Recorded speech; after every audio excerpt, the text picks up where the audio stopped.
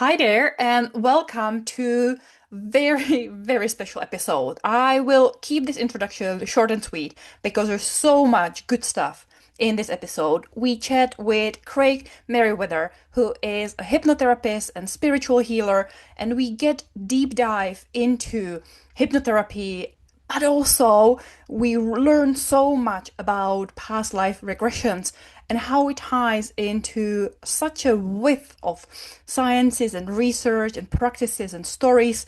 It is one wild ride that Craig takes us on. It's so enjoyable, it's so educated. So I cannot give it a justice in a short summary. So please just pull up a chair, grab a cuppa, and let's jump in. But before we do that, here's your reminder: hit that subscribe button and share this episode with as many people as you can because there are so much information in it.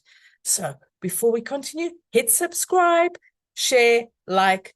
But now let's get on with this really amazing, educational, informative, fun episode. Hi, Craig. Welcome to the show. How are you today? Lenka, I'm doing really well. Thank you for inviting me. Natalie, it's good to see you. Been planning this for a while, so I'm really excited to get going. Likewise, we're so excited to have you here on the show to, dive deep into what it is that you're passionate about and that you do. So, to get us started, could you tell us and our listeners a little bit about yourself and kind of what it is that really gives you the fire that inspires you to, wake up and start a day and show up and do the work that you do? Sure, I'll give the short version of this, and then we can go down that big old rabbit hole because I think this is going to open up a lot of pathways that we could go down. But I am a hypnotherapist. I use the relaxed state of the alpha brainwave state, which is just basically how fast or slow your brain is operating, whether you're in the beta, alpha, theta, delta brainwave state. And by using this more daydreamy state of mind, you can access subconscious mind, find healing, find resolution to a lot of issues of life. But what really excites me about this work is the deeper aspects of it on the more spiritual side, and specifically past life regression.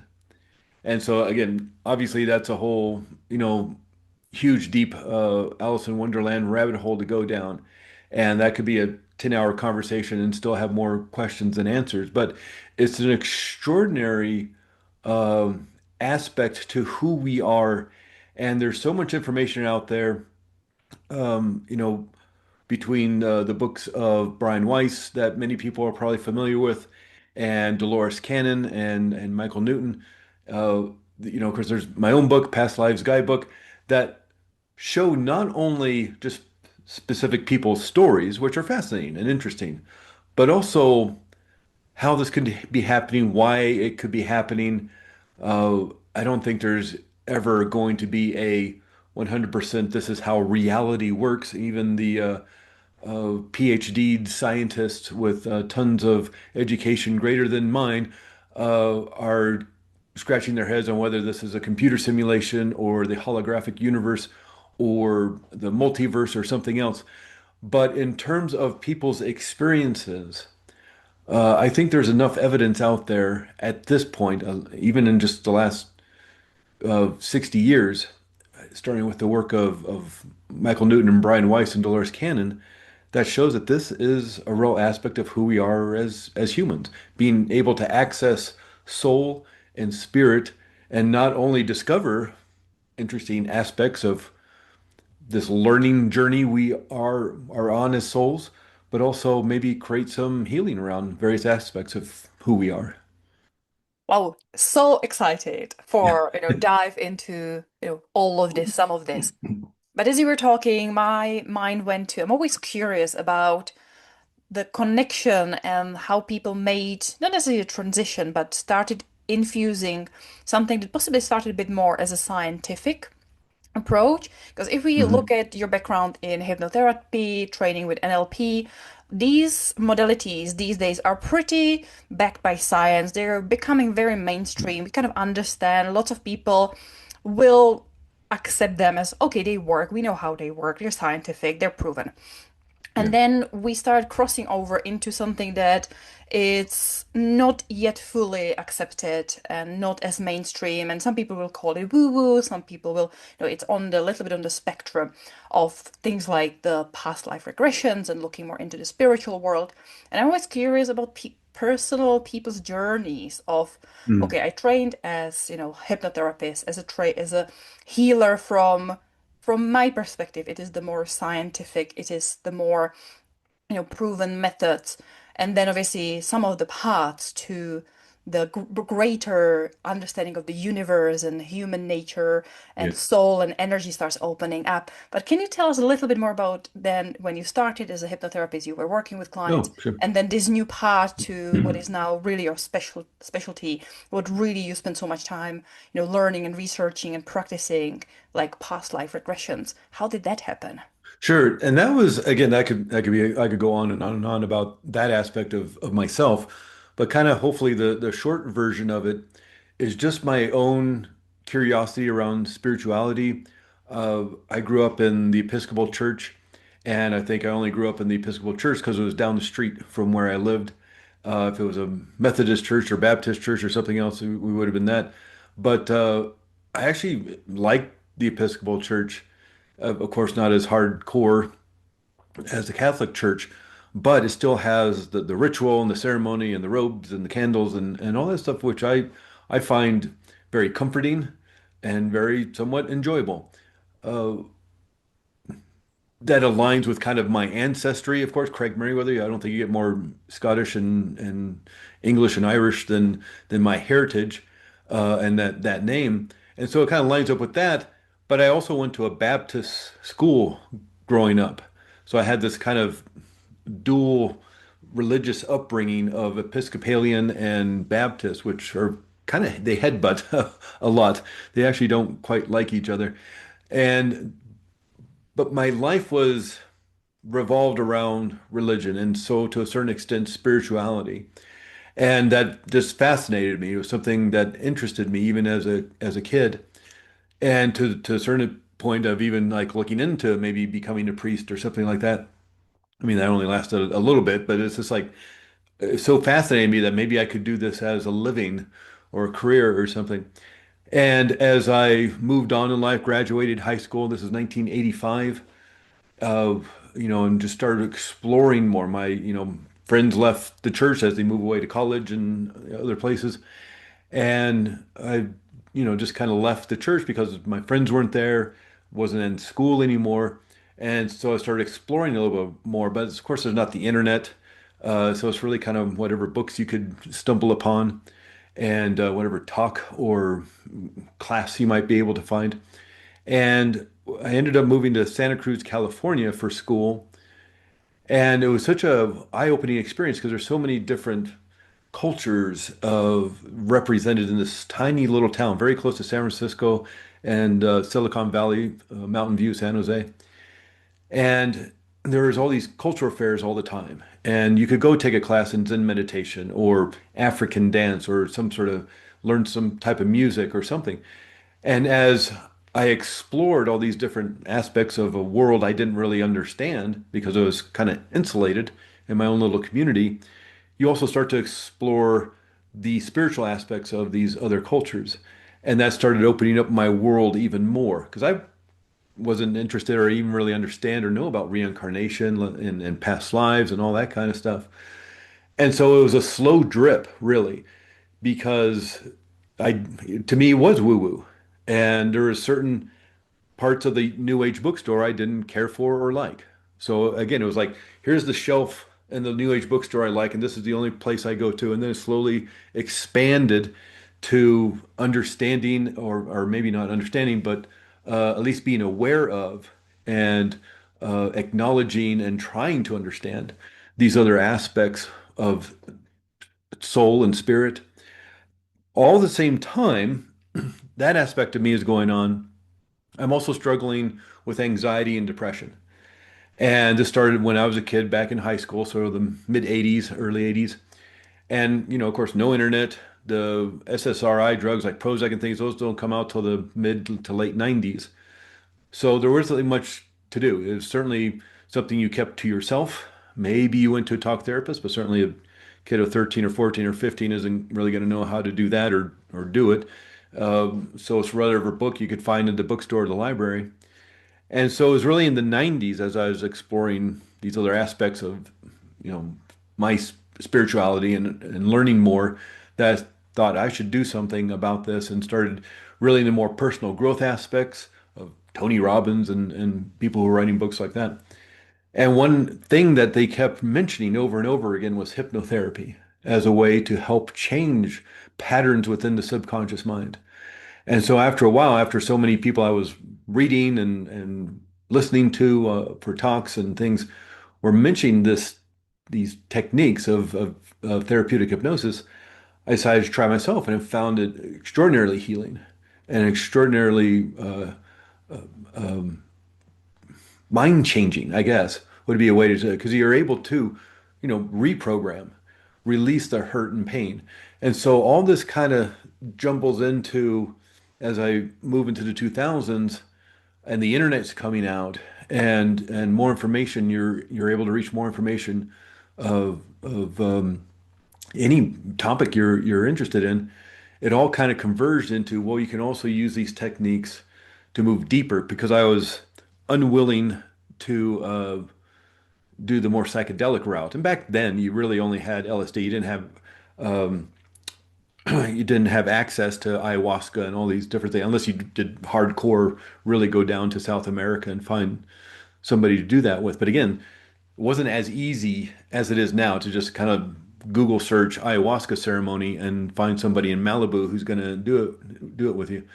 And so I was just nervous about that aspect of just my own physiology and the way my brain kind of works, nervous about doing that aspect. So the only other real way of going deep into this kind of spiritual work was hypnosis and hypnotherapy. And I started working with that as well and just, finding it extraordinarily helpful to understand more about myself and my own journey if you will, as a soul. And eventually, I was so interested in it. I wanted to learn how to do past life regression. I ended up going to a school here in America. It's called Hypnotherapy Academy of America, although people come from around the world. And the reason I picked this school is one is this extraordinarily intense training they give you, and it's 500 hours. Um, Monday through Friday, 9 a.m. to 6 p.m. So it's really intensive, 500 hours over the course of 2.5 months. And you start with clinical hypnotherapy, so you learn about helping people to deal with trauma and hurt and pain, and then medical hypnosis. So you're learning about dealing with physical pain and healing acceleration and this kind of thing. But the last 2 weeks, the last 100 hours was past life regression. And what's fascinating about the way they train you, the education of this, is they give you all that foundation first on how to deal with maybe more current life issues.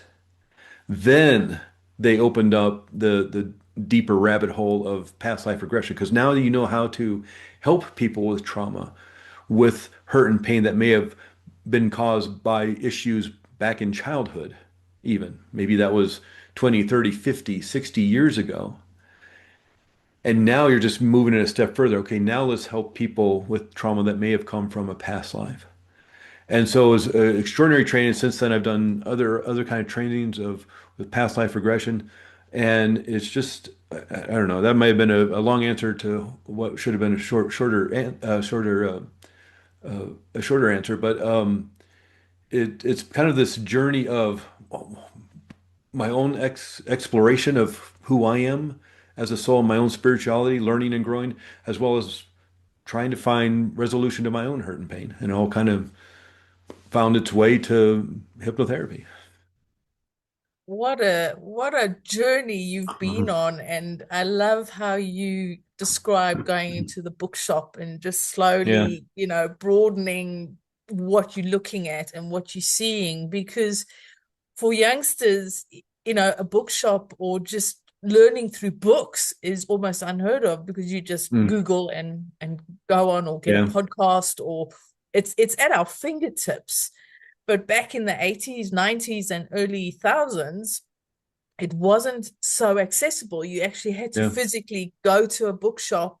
Or I remember you used to get these audio tapes that you could listen Yeah. to. Cassette You had tapes. to order them and The great courses. Yeah. yes, The great they big get cassette tapes. posted. So it's really fascinating to hear your story and your journey of doing self-exploration, but utilizing that to help others through their journeys and through healing themselves. And it's sounding like past life regression has really what's piques your interest, so to speak, and sort of got you down this path that you are currently on, and it sort of seems to guide you more spiritually down the woo-woo path, down, you mentioned Dolores Cannon and all of these, and it's really interesting how just experiencing learning about it and experiencing reading about it has Yeah. taken you on this self-discovery journey that you've been on, but also helping others to experience and to really dig deeper into themselves, as well as you digging deeper into yourself. So, and this is something that I really love about these different modalities, because it's not just about you helping others, but it's a way to help oneself as well. And just it's like a circle. You Yeah. help and they help you, and you help and they help you, and it just continues round and round. So it's really beautiful. So thank you so much for Yeah. sharing this wonderful story of yours and how you found your way forward. But one thing I'd love for you to do for our listeners is maybe explain a little bit about past life regressions and some of the experiences that you've had, or what people can expect in a way from doing Mhm. it. Because I know a lot of people have heard of past life regression, but that's about as far as it's got, is just Right. hearing about it. But it'd be lovely if you can just dig a little bit more into what that modality is and how does it work and what has come out, maybe some examples of what you've helped people experience, Yeah. just to help you know us and our listeners to get more of a feel for it and an idea for it, Yeah. because it is really popular at the moment. Yeah. And I think we live in a wonderful time because we have access to this information. I think, before of, the year 2000, really, I know the internet was getting going around 96, 97, but it would like take 12 hours to download a picture. And it was really just kind of forums and people writing to each other.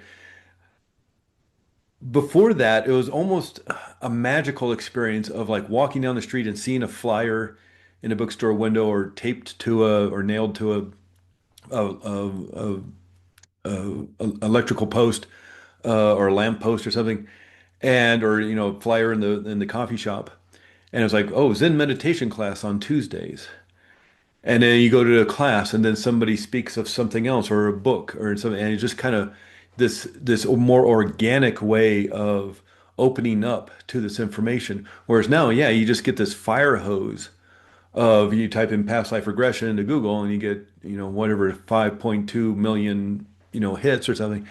And so before it was just like, oh, you're hanging out in the used bookstore and you just happen to walk, down the aisle and there's a display of just books and there's something that catches your eye. Well, in terms of how this really works, is all we're doing is accessing a memory. So it's not like with in past life regression, you actually time travel and you're going to get stuck back in this past life and not be able to return to this present reality. All you're doing is accessing a memory. Not unlike if I was to ask somebody, well, hey, what happened at that meeting at work last Wednesday? And I say, oh yeah, well the accountant came in, they were talking about the fourth quarter results, and you have a memory. You're not back in the meeting. You're just having a memory of the meeting or lunch with your friend last Saturday, or hey, tell me about high school and tell me about what was going on. Did you play sports? Were you doing music? Were you doing theater? Were you smoking cigarettes behind the gym?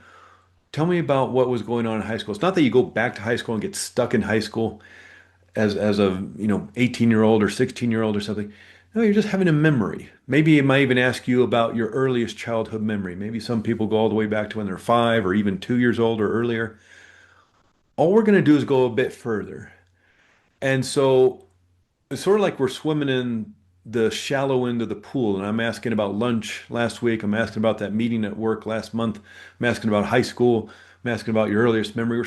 We're swimming in the shallow end of the pool. All we're going to do is go into the deep end of the pool. It's the same pool. It's just now you're going to access memory. And this is where it gets really interesting. Is who, oh, excuse me, it's like accessing this memory with all the research that's been going on over the last years, if not decades, is that this consciousness of ours, kind of what makes us aware of us and the world around us, consciousness may be non-local.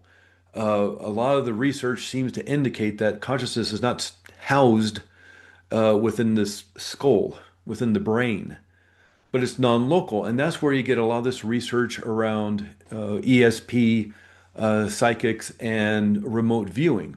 Now, not all of it proves that psychics are real. There's some proves that some aren't real. And there's people out there who do fake it and are trying to scam people. But there is enough evidence to show that something is going on, especially around the remote viewing. A big chapter in my book about remote viewing. And back in the early 70s, the United States government was very concerned, specifically the CIA, was concerned that the Russians were doing a lot of research around ESP and psychics for psychic warfare. They wanted to see into the Pentagon. They wanted to see into military bases and see the reports and the maps and who's running the show. And so they were looking for some people who could help with their side of the research. They found some people at Stanford in California. But this is a kind of a long story. Tons of books out there about all this as well. And what they found is there was some talented people who had the ability to take their consciousness and look at different locations around the earth.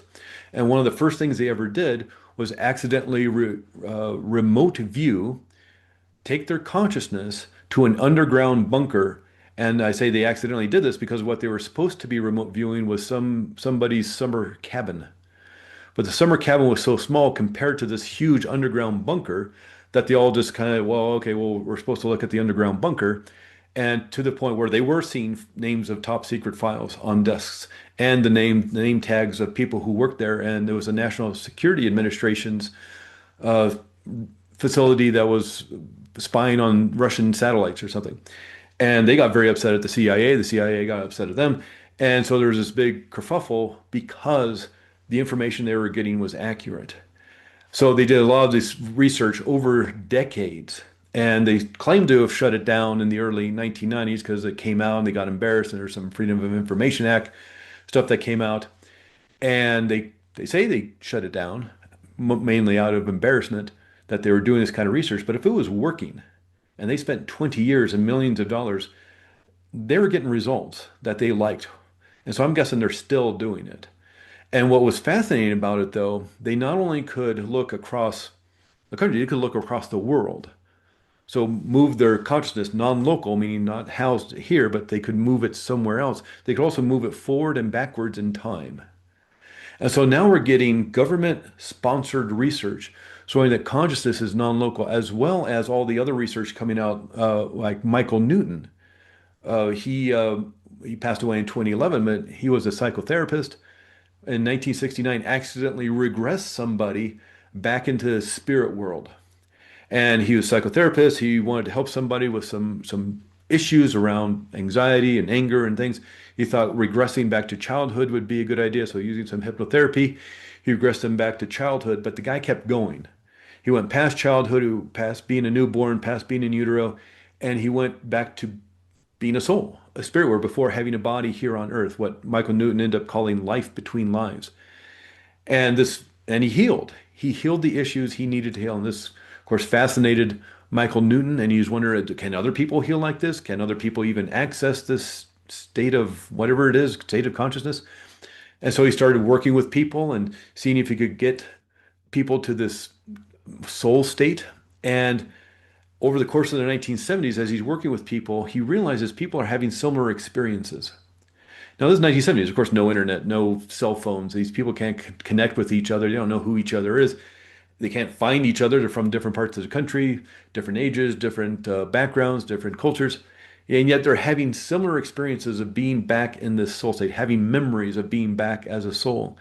And so he does more and more research. So he basically does about 20 years worth of research working with thousands of people.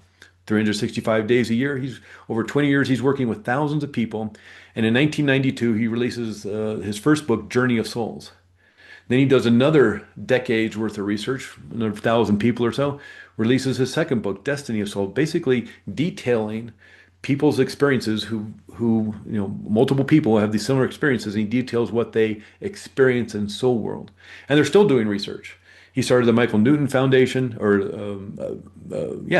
Institute, Michael Newton Institute, and they still do trainings. They just released a book a couple of years ago of new research. This is like 60 years of research they've been doing, let alone, like Brian Weiss, his extraordinary book, Many Lives, Many Masters. He, he was also a psychiatrist, and he is a left brain analytical academic. That's his definition of who he is. Still alive. He's 83. I just did a training with him last summer. And in 1980, he was working with a patient. Now, at this point, he has his bachelor's degree in chemistry from Columbia. He has his medical degree from Yale. So he's a doctor. He then turns to psychiatry, and he's head of Mount Sinai Psychiatric in Miami, Florida. He's working with somebody for a year with her extraordinary anxiety and panic. And he can't find a way to help her with this until finally he also thinks, okay, well, if we do some regression work using hypnotherapy, same situation. He thinks he's going to regress her back to childhood, deal with some issues. She keeps going. But instead of soul world, she goes to a past life. And I believe, if I remember the book correctly, she goes to like a time back in Egypt. And he thinks with the healing that she accomplishes by having this past life, that's just a construct of the subconscious mind. Subconscious mind speaks in symbolism and metaphor and storytelling allegory. Carl Jung said that, Sigmund Freud said that, Milton Erickson, Laura Pearls, all these people. And so he's thinking, with all his expertise, as smart as he is, he's like, okay, well, this is something the subconscious mind is creating to create the healing. Well, they do some more past life regression back to this period that she experienced. She creates more and more healing, but she's also getting verifiable information of a detail that she should not be able to access.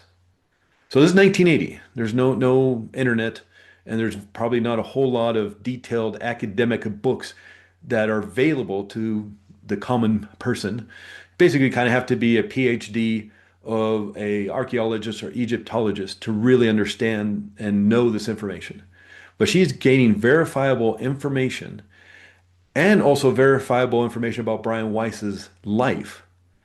Things like he had a child pass away really early, like 1 year old or something.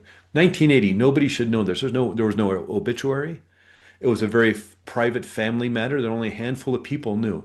And she's giving detailed information about that and some other things that finally this left brain analytical academic finally had to say the only way she could create this kind of deep emotional healing and resolve the issues that for a year he was trying to help her deal with and get the information about his own life that was unknown to pretty much everybody is that she was accessing this through a non-local consciousness, through past life regression and other means of finding out information about his life. And so he eventually, in 1988, released Many Lives, Many Masters, and that pretty much kind of started the modern day past life regression movement. Michael Newton's book came out in 1992. Of course, there have been books by Dolores Cannon and others before that. But because that book was so popular, Oprah liked it, has had him on the show a bunch of times in the 90s and stuff. So other things like 60 Minutes and other big programs were having Brian Weiss on because he didn't look like the woo-woo person. He was an academic who could speak in more common language what the experience was. And there's this quote by William James, who's one of the kind of pioneers of modern psychotherapy. And he said, to prove that all crows are not black, you only need one white crow. And here's the thing, to prove that consciousness is non-local and we have the ability to move forward and backwards in time because time is non-linear, and there you go with Einstein and Niels Bohr and all that, and that people can access past life regression, you only need one white crow. Well, since then, I mean, there you have it. Many lives, many masters, let alone Journey of Souls, let alone all the other experiences that have been written about over time. And let alone the government research of decades into remote viewing and consciousness being non-local, let alone the theories that this is a computer simulation, that it's a holographic universe, that it's the multiverse. I think eventually, and again, that's kind of what my book's all about, is the science, the history, where this is coming from. So by the end of the book, he's like, you have to come to the conclusion that this is really happening, that we have the ability to access these past life memories, that the brain does not hold on to information, but that it's a receiver and transmitter, like in a big antenna, like a big radar dish. And one aspect of the brain that people have been looking at over the last decade or so is the pineal gland. And this is a tiny piece of the brain. Let's say if there was like a golf ball in the middle of your brain, it's kind of at the back of the golf ball. It's about the size of a grain of rice. Its main job is melatonin production. So that's a hormone that puts us to sleep as the sun goes down. It kind of turns off, and cortisol levels go up as the sun comes up and we wake up. Well, what research found just some years ago, wasn't that long ago, is that the pineal gland, this little, tiny little rice-size pea shape or pea-size part of the brain, it contains tens of thousands of microscopic crystals. And you can look this up online, look it up on Google, and look up on Google Images, pineal gland crystals. And depending on how old you are, because the crystals grow, so somebody in middle age probably has somewhere around 30 to 40,000 little tiny crystals in their pineal gland. There's no evolutionary need for them to be there. They have nothing to do with melatonin production, but these are crystals, when pressure is applied, create electromagnetic effect. So crystals conduct electricity. That's why they're in our watches and our computers and phones and all the kind of like electric gear. Crystals, when mechanical pressure is applied, can conduct electricity, create electromagnetic field. That's what's happening in our brain. A measurable electromagnetic field can be created. And a lot of people are pointing to with research papers, again, you can look up on Google, research that implies that the crystals within the pineal gland itself maybe, is creating a transducer effect. And a transducer, at least back in the day, I don't know how it works nowadays with the streaming and the internet and all this stuff with TV, but back in the day, back in the 70s and 80s and before, if you wanted to watch your TV show, and here in America, the big TV show was Cheers or something like that.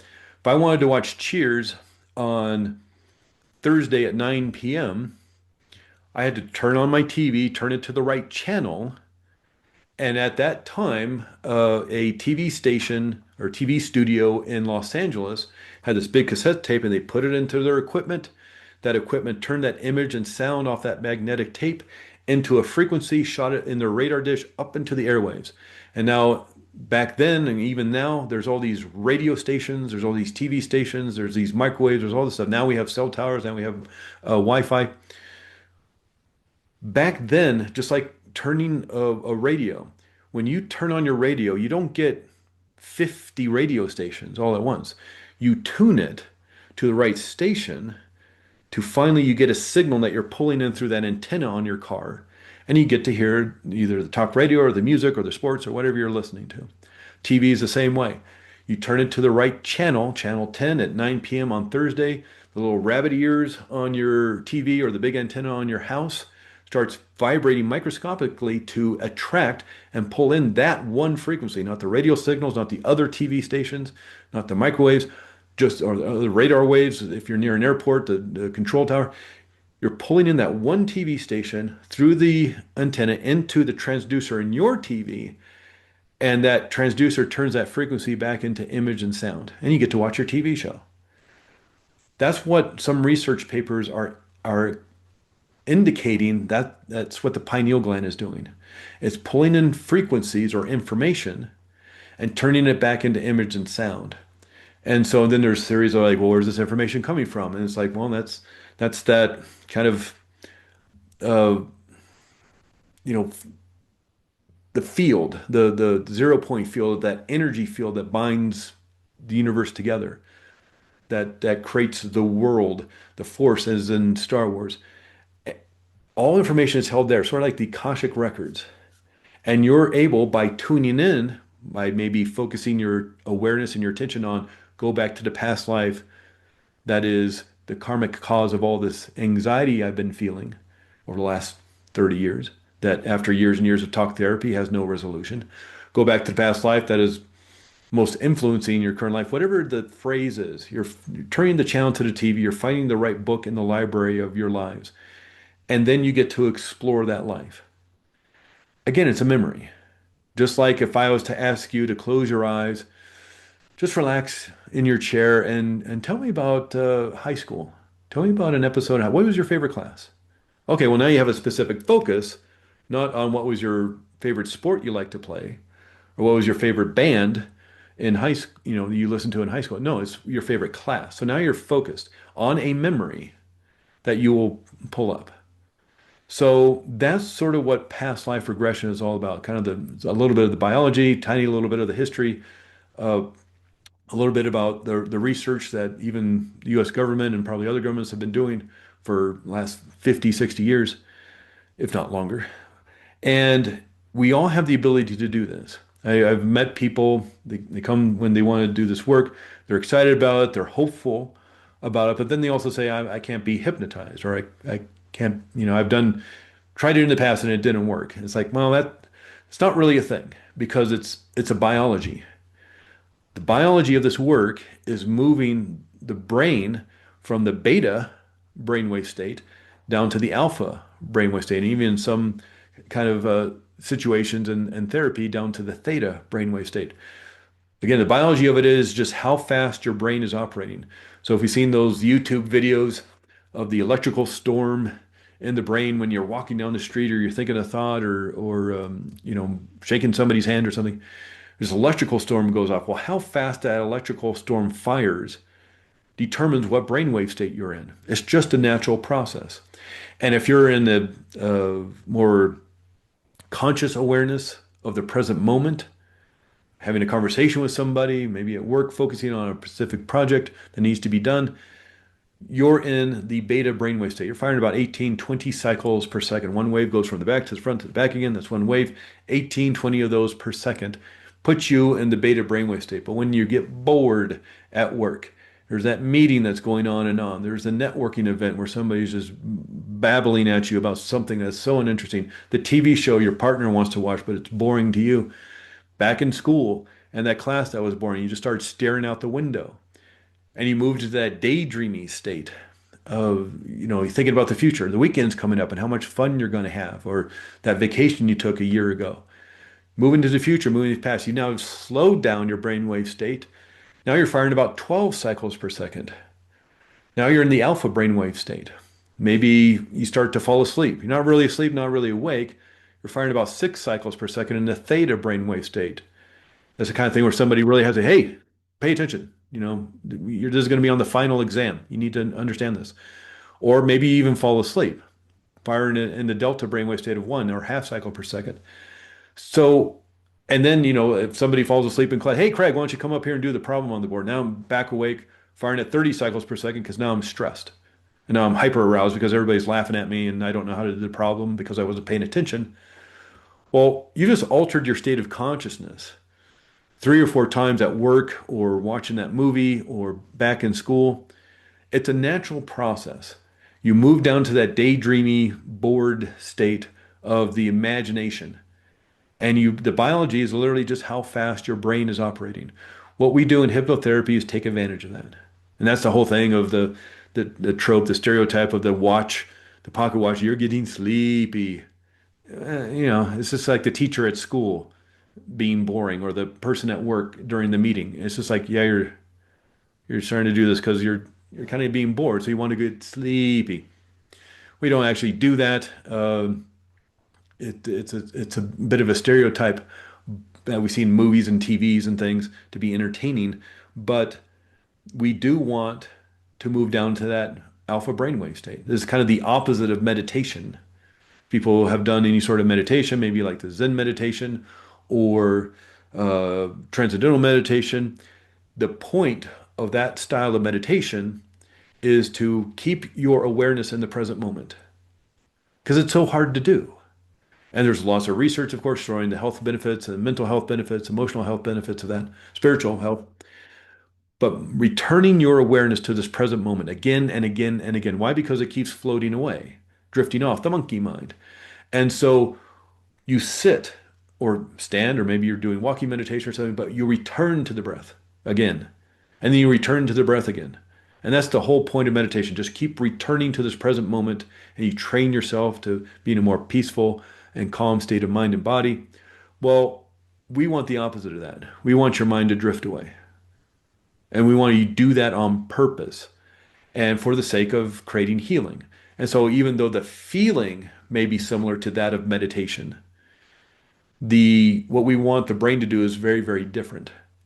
And even though in meditation the brain looks like it's kind of moving into alpha or maybe in those higher states of gamma, and that's a whole and there's another rabbit hole. Um, uh, what we want to do is use that imaginative state that we're all capable of doing. So if you can imagine, even if you're in a crowded airport at a crowded gate with fluorescent lights and it's bright and it's noisy, if your brain can drift away to like being on the beach, even though you're in a crowded airport, you just hypnotize yourself. That's self-hypnosis. And so it's not that you can't do it. You can. You just may have been working with somebody you didn't feel comfortable with, or maybe they didn't know what they were doing and didn't know how to help you specifically to get into that state to make you feel more relaxed. But and that's where here's a whole nother pathway where training becomes really important with this kind of, whether it's hypnotherapy in and of itself or whether it's a more spiritual side of this of past life regression. Make sure the person knows what they're doing because a lot of people get trained with just a handful of hours of video training and they don't know how to help somebody if they run into a big issue. That happened. I want to talk about that in the book, the Past Lives Guidebook, about when I was being trained. The teacher, kind of before class started, we were just chit-chatting, and he said when he was getting going, doing hypnotherapy and past life regression, that must have been the late 80s, early 90s, was he told his friends, "Hey, I'm doing hypnotherapy. I'm going to do past life regression. Isn't this interesting?" And his friends, "Oh yeah, my ex-wife did past life regression, and she went up just to have an experience, have fun, read the Brian Weiss book, was very interested, very curious, as it's a great way to come to this work. Just wanted to have an experience of some of her past lives. So she went to go see somebody, and this past life, excuse me, excuse me, this past life she experienced was back in the Middle Ages, medieval times, but she was kind of leader of the Rebel Alliance and she was kind of stirring up the community to go against the authority figures. Of course, they did not like that, and they wanted to make an example of her, so they arrested her and they threw her in jail and tortured her and starved her to death, which took many, many a month. And because they wanted to make an example of her, she had a loud mouth, and they wanted to shut that down. And what better way than torture her to death and make sure everybody knew what was happening? Well, she realized that the jailer, the person in charge of her torture and her starvation, was her husband in this current life. And there was no healing, there's no resolution around. It was just like, hey, here's a memory. Good luck to you. Ended the session, and a month later, they got divorced because there's no resolution, there's no healing. It literally ruined a relationship. Now I'm going to guess there's probably other issues in that relationship. But at the very least, it was the final straw that came to breaking up that relationship. And there's a divorce decree in Santa Fe County, New Mexico, here in the United States, that one of the issues is a past life regression and that he did this to me. Now, again, here's a no longer conversation, another rabbit hole to go down, but they could have been playing this out for multiple lives, needing to learn to grow, figure out this relationship they're having together. And they keep failing, if you will, keep getting a D minus or an F on their learning. Because one of the things that Michael Newton found in working with tens of thousands of people, the Michael Newton Institute at this point, over 60 years, is that we're here for learning and growth. We come to this kind of flight simulator, computer simulator of a world here on planet Earth as these bodies and these human entities to learn and to grow as souls.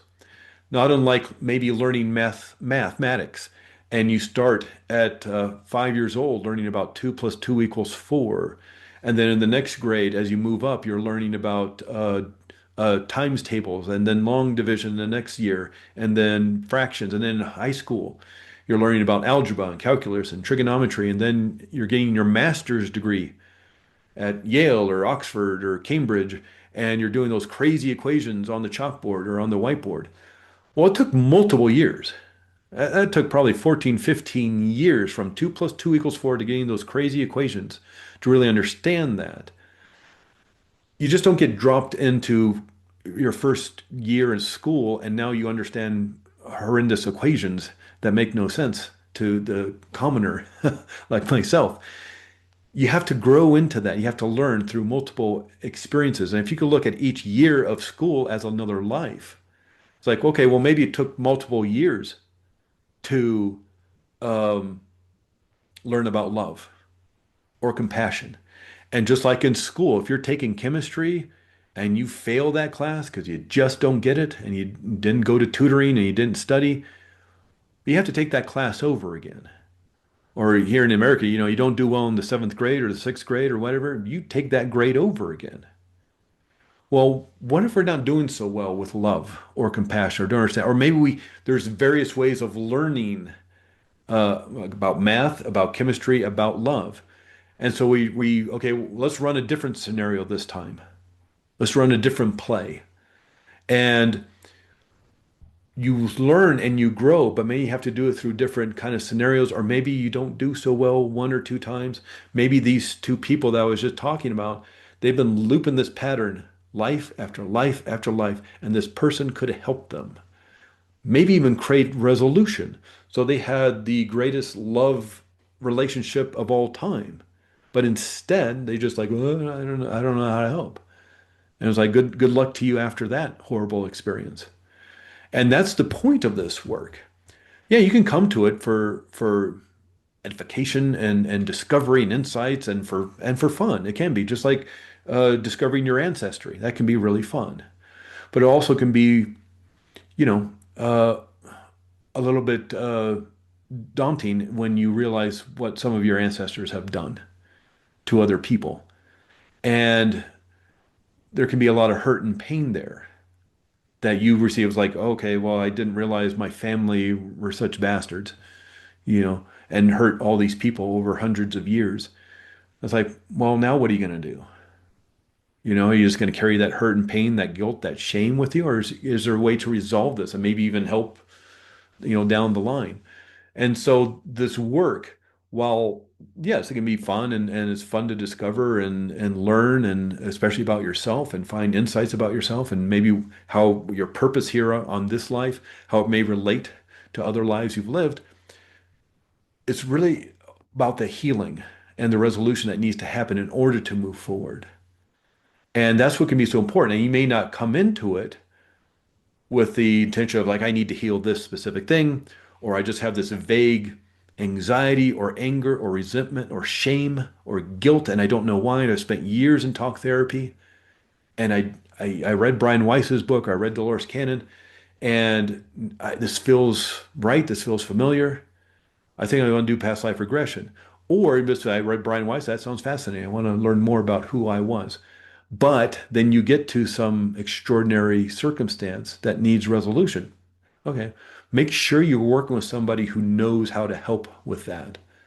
And just because nowadays, because of the internet, you can do these, weekend trainings. I'm there's a conference or an expo, I'm going to, and one of the pre-workshops is an hour and a half past life regression where she certifies you as a past life regression therapist in an hour and a half. And that's concerning. I had 100 hours after 400 hours of extraordinary training in hypnotherapy. Then I did another 100 hours in past life regression on top of the continuing education. That's not to pat myself on the back or that's not a flex or anything. That's showing you you need to be careful of who you want to work with. You have rapport with different kinds of people, but make sure if you get in trouble, because one of the past, like you asked me before about some past life experiences people have had. And one aspect of this is like, oh, okay, I'm going to explore life over maybe several decades. And you go to a past life, maybe in the 1700s, and you start, and there's not linear. You don't have to be in chronological order. You don't have to start at 10 years old and go to 16 and go to 30 and go to 40. I've had people start at 25, go to 12, go to 80, go back to 4. It can jump around because of the important things you want to look at. If you live to be 90 years old in that life, you can't look at every hour of that 90 years, of course. So we're going to look at 4 or 5 specific events, important events that you need to look at, maybe for healing or just to discover a specific thing you want to discover. And so it may jump around. Maybe it's chronological, but might jump around. I had one person though just do 3 days over the course of Normandy Beach in World War II. And it's to say that's what he needed to resolve and heal. 3 days. And that was dropping into it and then the death 3 days later. And it was intense. And I don't know where he's going to go. I don't know what book of his life he's going to pull off the shelf, so to speak. And he created great healing around the kind of anxiety and trepidation and despair and sorrow he had been feeling that had no seemingly current life explanation. I've had other people actually jump multiple lives, or maybe we'll go through the long hallway and pick different doors to view different lives. There's very different ways of doing this, depending on what you want to look at. But again, it's like accessing memories. So we can look at, I want to look at the first 2 years of high school, or the first 2 years of university, or your first year of your marriage, or I want to look at several years of your life. I want to look at childhood. I want to look at your teenage years. I want to look at your 20s. I want to look at your 30s. And so it can be like past lives too. We can look at various aspects of different lives or different parts of a life. And again, it's just pointing this consciousness, this non-local consciousness, tuning the radar dish or the antenna to the right state. And so whether it's maybe you're looking at, from 10 years old to being 80 years old and looking at 4 or 5 different important events in that life that have to do with the anger you want to resolve or the resentment or the guilt or the shame you may be experiencing that you can't seem to rectify. Maybe it's just like a short 3 days. Whatever the experience will be for you, it's again making sure that if necessary, there's healing available and resolution. I've had a handful of people even create physical healing. Now, what we've been talking about here is mainly more kind of mindset issues of is life fair or unfair? Is love easy or hard? Was wealth and riches important or not important to human growth or spiritual growth? Whatever. All different aspects of maybe mindset and emotional issues, guilt or shame or anger or resentment. But there have been people who have had extraordinary physical healings. And I actually start off my book with this because I work with somebody and we can do a 90-minute session. Oftentimes people want to do a longer, more intensive session of 3.5 hours. And she did a longer session. And I always make sure, and I kind of follow the Michael Newton protocol.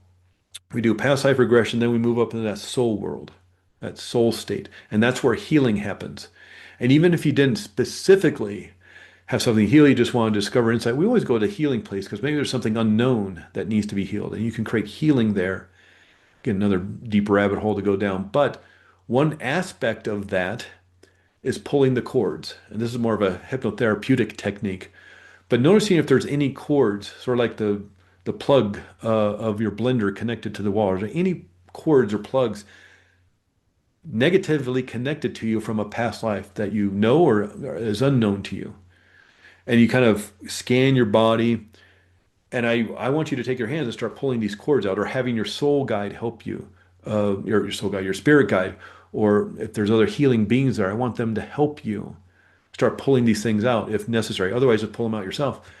I was working with this woman and she did her healing work. And while we're having a past life regression, we're having a conversation. This isn't like you go to sleep and you kind of daydreamy float around. No, I'm asking you questions, one for the recording. So you have, access to this information in the weeks, months, years later. But it's also to help guide and facilitate, especially you get up to the soul world. It's lovely there. And you may just want to sit in the jacuzzi of warmth and friendship. Well, we have places to go. We need to go to the healing place. We want to discover more about your purpose and your goals. So we need to move this on. So that's kind of the job of the past life regression therapist to help move it along or issues come up to help with that. Well, in the healing place, I give people some privacy. I give them some time. Maybe it's 5 minutes, maybe it's 10 minutes, maybe it's 15 minutes. And she was doing her healing work. You can see on her face and just give her some time, doing some encouraging her. And eventually you just said, okay, I'm complete and let's move on to the next part. Well, I follow up with people a couple days later to see how they're doing. How's your experience? I love hearing about this stuff. And she emailed me back and she says, 20 years of chronic hip pain are gone. And I didn't know she had hip pain. She didn't mention it. She just lives with it. She's been to the doctor. She had the MRI. She's had physical therapy. She's tried everything for 20 years and can't get rid of this hip pain. And she was in the healing place, and I asked about the cords, and she noticed a big, huge cord on her hip. And she tried to pull it out, and she couldn't pull it out. And so she asked her spirit guide to come over and help. Spirit guide couldn't pull it out either. So they asked all the spirit beings that happened to be in that healing place to come over and do one of those tug of war things. And they pulled and he pulled and he pulled, and finally they all pulled it out. And this is what was taking some time, the minutes and minutes of her dealing with this cord. I didn't know about it, but she was doing the healing work herself. And 3 days later, she emails me, says, I haven't had hip pain. This chronic hip pain I've had for 20 years is now gone. And I don't know that she even really understood what the cord was to or for. It's just it needed to go. And that's the power of this. And again, that's more of a rare occurrence, but certainly there's the books out there, Ian Stevenson and some of the others, where the amazing stories of kids who are having past life memories, reincarnation, and the birthmarks uh, are right in the same areas where the person got shot or stabbed or something crazy like that. And it's like, so there's these connections that we can have, either physically or maybe emotionally or maybe with mindset issues around life or love or money or something that may be creating blocks or need resolution or is just part of the learning process. Now it's time to, instead of learning as a rich person, now it's maybe time to understand what it is to be on the other side of that.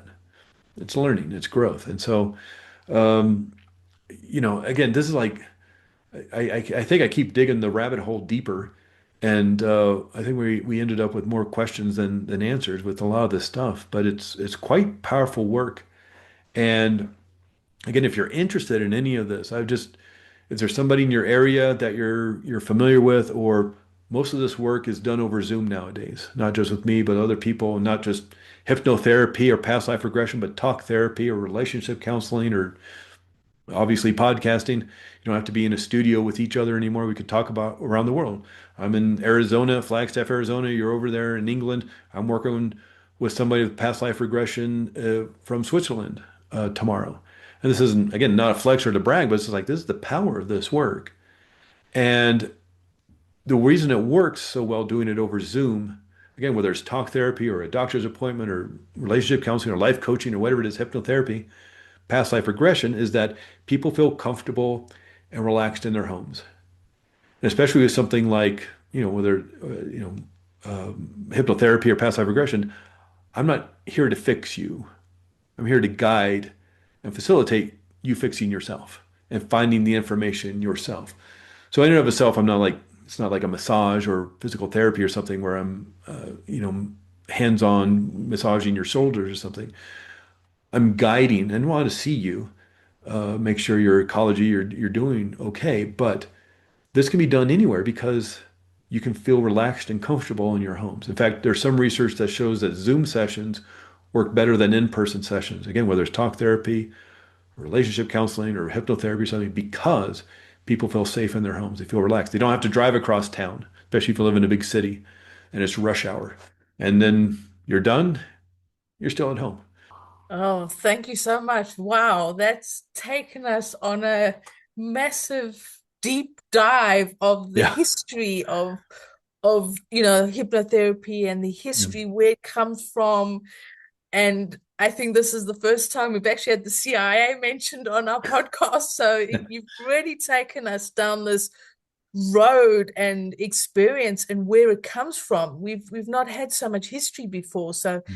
thank you so much for really sharing that, and especially your advice about going to the right person, making sure that they know what they're doing and they don't just leave you in the lurch or anything. So all I can just say is, wow, that was amazing.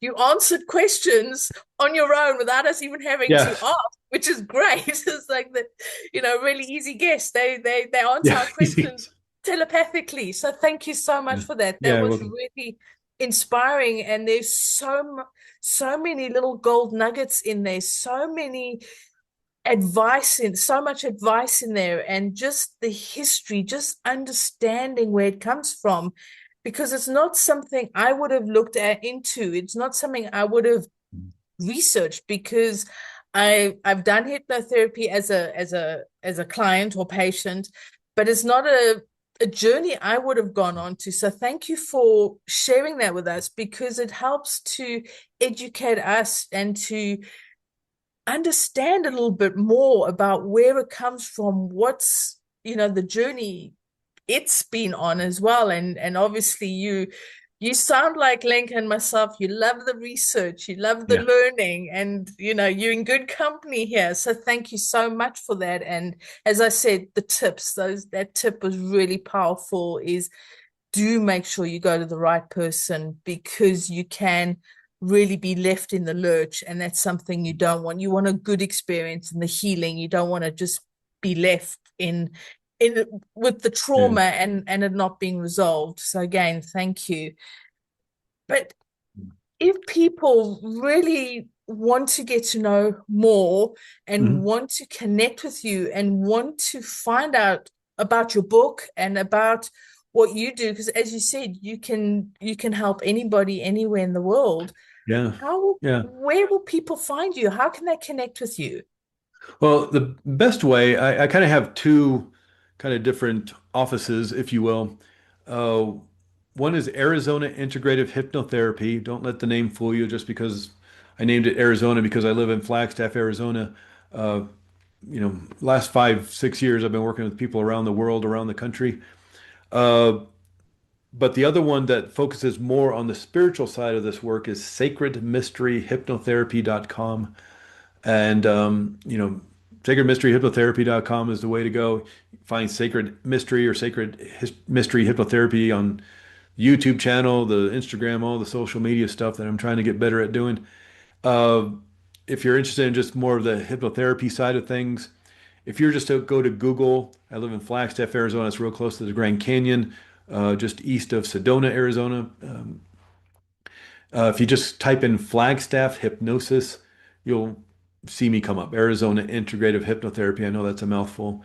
The book is Past Lives Guidebook. Again, more about the biology of what's going on in the body and the brain and the history. We go all, I take you on a ride all the way from Neanderthal burial sites 50,000 years ago and any indication that they had some thoughts about the afterlife to, reincarnation around different cultures and all this kind of different work around research with the United States government and CIA. And so Past Lives Guidebook, find it on Amazon and all those fun places. And yeah.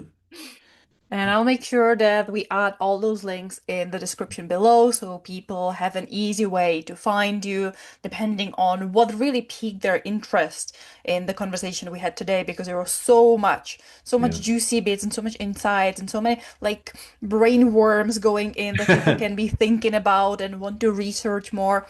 So thank you so much for really giving your all and giving us so much to think about and research and apply in our lives and see how it can enhance what we do, how we live. Because here on the podcast, we're kind of our mission is to bring different conversation, different topics, different modalities to help people live happier, healthier, more fulfilling lives, kind of as we call it, to lean more into our lives.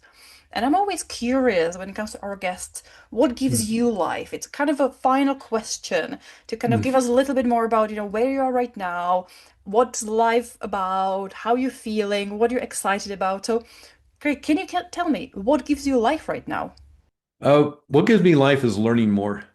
In fact, it's funny you asked that because I was literally having a conversation with my wife Christina last night about, oh, there's this education about past life regression, there's that education, and it's like, it's hard to do everything as all the classes happen at once over the course of a year or so. But I got excited thinking about, even though I've been doing this a really long time and I have a great education, lots of continuing education workshops and classes and things. But it's just like the excitement of like, oh, there's this class next year.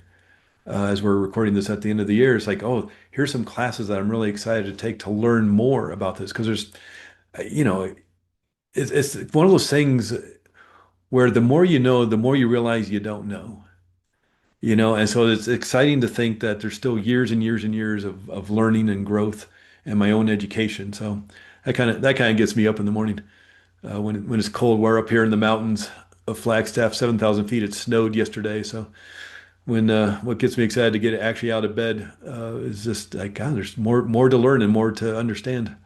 Wow, yes, I can totally relate with that, and I know Lenka can relate with that too. So thank you so much for sharing, and thank you so much for spending your time with us today and sharing that font of information and knowledge. And we can hear and see that you really do love learning, because you Yeah. didn't just pick on a little bit and learn about hypnotherapy, but you've already gone into the history of it, and the understanding the biology and the crystals and all sorts. So thank you so much for really sharing that with us today, and your time, and just being here with us. And yes, all that knowledge, so much knowledge. Thank you so Yeah, much. you're welcome. It was fun.